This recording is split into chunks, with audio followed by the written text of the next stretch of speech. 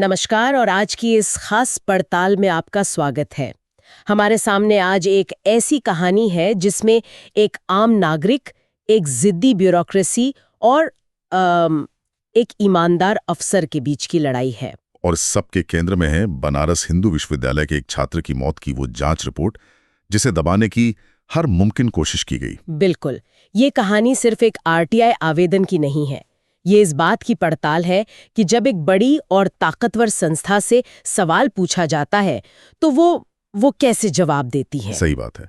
क्या वो पारदर्शिता दिखाते हैं या फिर खुद को बचाने के लिए कानून की दीवारों के पीछे छिप जाती है? हमारे हाथ में सेंट्रल इंफॉर्मेशन कमीशन का एक फैसला है जो इस पूरी लड़ाई का, आप कह सकती हैं कि एक दस्तावेज है। हाँ। तो आज हमारा मकसद इसी दस्तावेज के जरिए उस पूरे घटनाक्रम को समझना है, एक छात्र की मौत से लेकर सूचना छिपाने की कोशिशों और आखिरकार इंफॉर्मेशन कमीशन के सख्त फैसले तक। और ये मामला जितना श्री धनंजय त्रिपाठी के बारे में है, उतना ही उस व्यवस्था के बारे में भी है जिसे वो चुनौती दे रहे थे। तो चलिए इस कहानी की परतों को एक एक करके खोलते हैं। तो इस कहानी की शुरुआत कहाँ से होती है? एक बहुत ही दुखद घटना से। तारीख थी 11 जनवरी 2005। बनारस हिंदू विश्वविद्यालय के एक छात्र योगेश रॉय को यूनिवर्सिटी के ही सर सुंदरलाल अस्पताल में भर्ती कराया गया और उसी रात उनकी मौत हो गई। और मौत के तुरंत बाद ही मामला गर्मा गया। कैंपस का माहौल वैसे भी आप जानते हैं बहुत संवेदनशील होता है। हाँ बिल्कुल। छात्रों का सीधा आरोप था कि योगेश की मौत इमरजेंसी वार्ड में डॉक्टरों की लापरवाही की वजह से हुई। और इस आरोप ने तो आग में घी का काम किया होगा। बिल्कुल। अस्पताल में भारी हंगामा शुरू हो गया। हालात इतने बिगड़े कि मतलब दंगे जैसी स्थिति बन गई और पुलिस बुलानी पड़ी। यानी एक छात्र की मौत पर पूरा विश्वविद्यालय सुलग रहा था। जाहिर है प्रशासन पर भारी दबाव होगा उस वक्त। बहुत ज्यादा। और इसी दबाव के चलते तत्कालीन वाइस चांसलर ने अगले ही दिन 12 जनवरी 2005 को एक जांच कमेटी बनाने का फैसला किया। अच्छा। इसकी जिम्मेदारी प्रोफेसर हरिकेश सिंह को दी गई। उन्हें कहा गया कि वो इस पूरी घटना की और जो भी आरोप लग रहे हैं उनकी गहराई से जांच करें। और ये जांच हुई? हाँ, जांच हुई। प्रोफेसर सिंह ने अपनी जांच पूरी की और लगभग 2.5 महीने बाद 31 मार्च 2005 को अपनी रिपोर्ट वाइस चांसलर और रेक्टर को सौंप दी। तो अब यूनिवर्सिटी के पास एक आधिकारिक दस्तावेज था जिसमें लिखा था कि उस रात असल में हुआ क्या था। हाँ, शायद यूनिवर्सिटी प्रशासन को लगा कि अब मामला शांत हो जाएगा। लेकिन वो एक बात भूल रहे थे, एक नागरिक का सवाल पूछने का हक। सही कहा। और यहीं से धनंजय त्रिपाठी की लड़ाई शुरू होती है। रिपोर्ट जमा होने के लगभग 6.5 महीने बाद 14 अक्टूबर 2005 को श्री धनंजय त्रिपाठी ने बीएचयू के जनसंपर्क अधिकारी मतलब पीआरओ को एक आवेदन दिया। और उन्होंने क्या मांगा था? बस यही पूछा था कि प्रोफेसर हरिकेश सिंह की जांच रिपोर्ट में क्या निकला और उसकी एक कॉपी उन्हें दी जाए। एक सीधा सा सवाल, लेकिन लगता है जवाब इतना सीधा नहीं था। नहीं, बिल्कुल नहीं। उन्हें तो काफी घुमाया गया। अच्छा। बहुत ज्यादा। पहले तो उनकी अर्जी ये कहकर खारिज कर दी गई कि उन्होंने फीस जमा नहीं की है। फिर अगले दिन 15 अक्टूबर को उन्हें कहा गया कि आप अपना पत्र रजिस्ट्रार को भेजिए, पीआरओ को नहीं। अरे ये तो क्लासिक ब्यूरोक्रेटिक टैक्टिक है, एक दफ्तर से दूसरे दफ्तर का चक्कर कटवाना। बिल्कुल, ताकि आवेदन करने वाला थककर हार मान ले। लेकिन धनंजय त्रिपाठी ने हार नहीं मानी। आखिरकार जब आरटीआई एक्ट के तहत आवेदन फीस की रसीदें उपलब्ध हुई, तब जाकर 11 नवंबर 2005 को वो कानूनी तौर पर अपनी अर्जी दाखिल कर पाए। तो अब गेंद यूनिवर्सिटी के पाले में थी। कानून के हिसाब से उनके पास जवाब देने के लिए 30 दिन का समय था, है ना? हाँ, 30 दिन।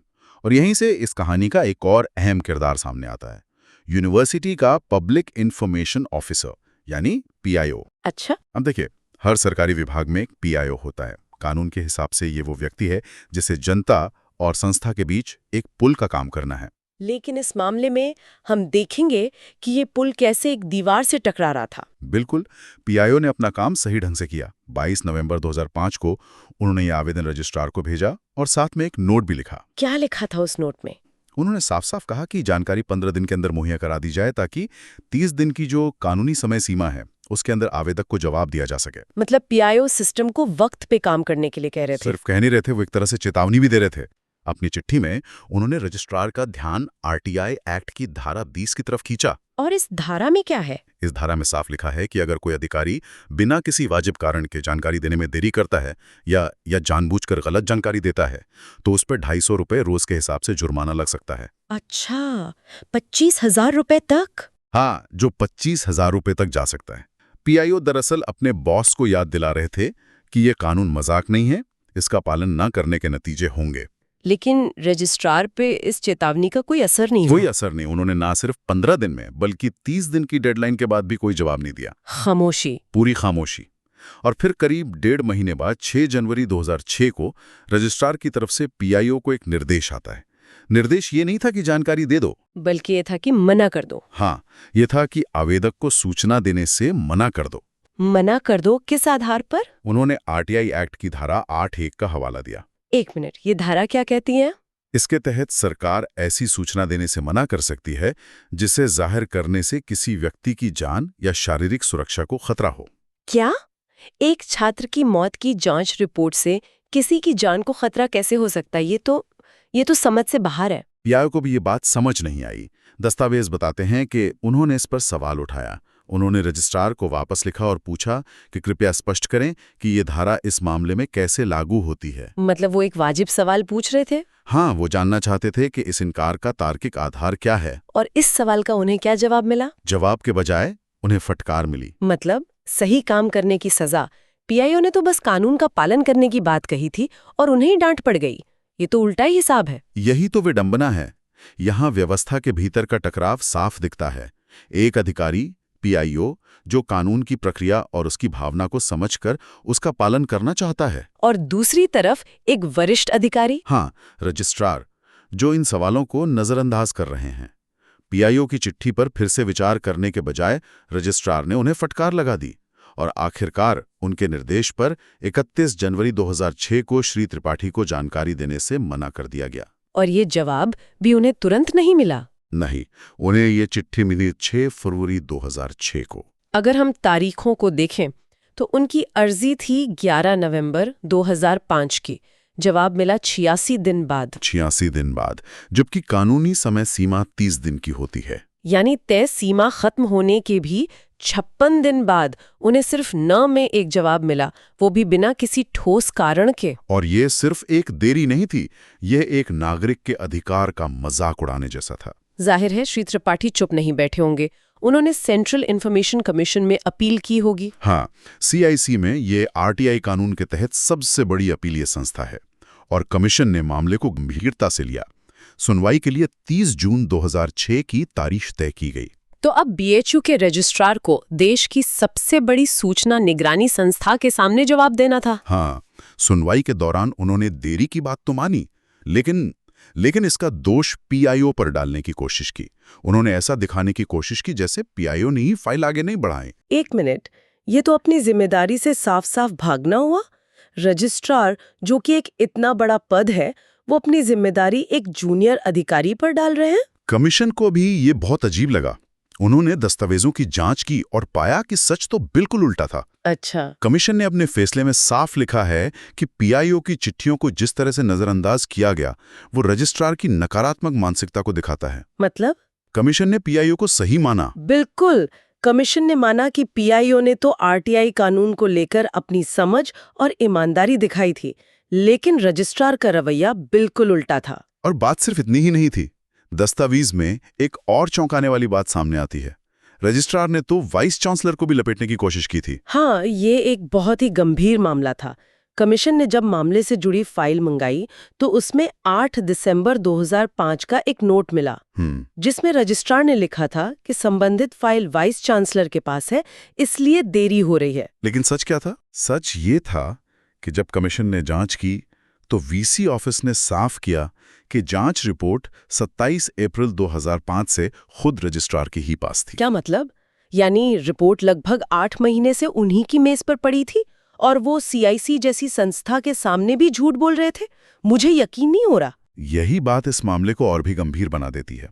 इसका मतलब है कि उन्होंने ना सिर्फ जानकारी छुपाई बल्कि देरी के लिए दूसरों को जिम्मेदार ठहराने की भी कोशिश की। और उनके बहानों का क्या हुआ?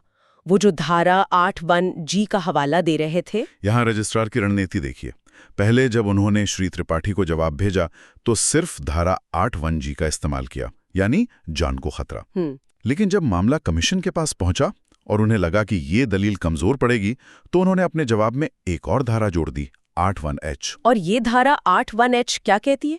क्या ये पहले वाली से ज्यादा मजबूत थी? ये धारा ऐसी सूचना को सार्वजनिक करने से रोकती है जिससे किसी चल रही जांच या अपराधियों की गिरफ्तारी में बाधा आ सकती है। तो पहले जान को खतरा, फिर जांच में बाधा, वो तो अपनी दलीलें ही बदलते जा रहे थे। बिल्कुल, ये एक तरह से कानूनी दांव-पेच था, ये देखने के लिए कि कौन सा बहाना काम कर जाए। उनका स्टैंड लगातार बदल रहा था, जो अपने आप में एक संकेत था कि उनके पास कोई ठोस आधार नहीं है। तो कमीशन ने इस पर क्या कहा? क्या उन्होंने पूछा नहीं कि भाई आप बार-बार अपनी दलील क्यों बदल रहे हैं? बिल्कुल पूछा।